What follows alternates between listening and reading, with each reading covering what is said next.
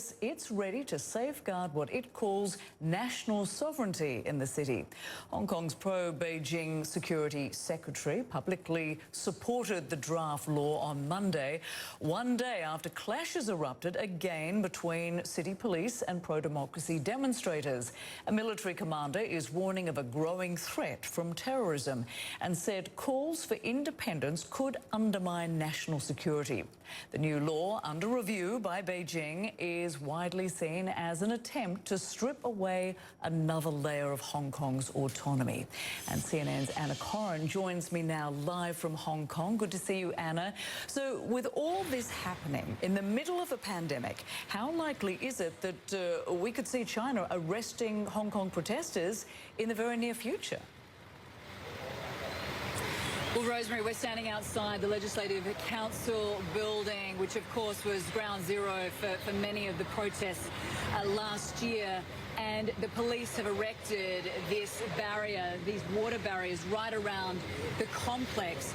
They are anticipating wide-scale protests tomorrow over this national anthem bill that will be debated inside LegCo. Now, this bill, if enforced, means it will be a crime to mock or insult the Chinese national anthem here in Hong Kong. Thousands are expected to take to the streets to protest. We're also hearing of a citywide strike. But, Rosemary, I attended the protest on Sunday here in Hong Kong. Police showed zero tolerance.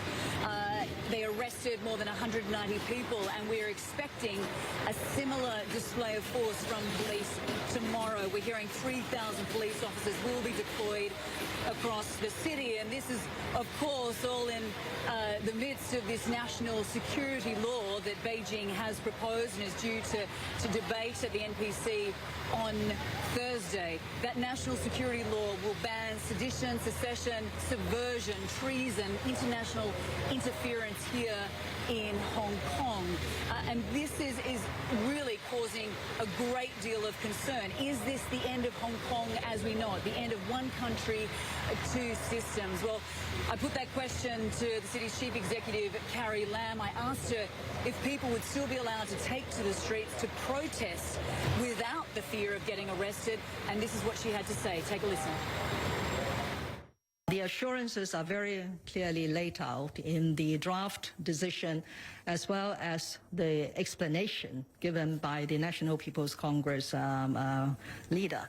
There is no need for us to worry, because time and again in the last 23 years, whenever people worried about Hong Kong's freedoms of speech and freedoms of expressions and protest, time and again, Hong Kong has proven that we uphold and preserve those values. Carrie Lam saying that people should not worry, Rosemary, but the commander of the PLA here in Hong Kong came out a short time after Carrie Lam addressed the press, saying that the PLA is determined and confident in safeguarding national sovereignty in this city, basically confirming the fears of so many people in Hong Kong that the PLA, China's secret police, could be used to arrest people here.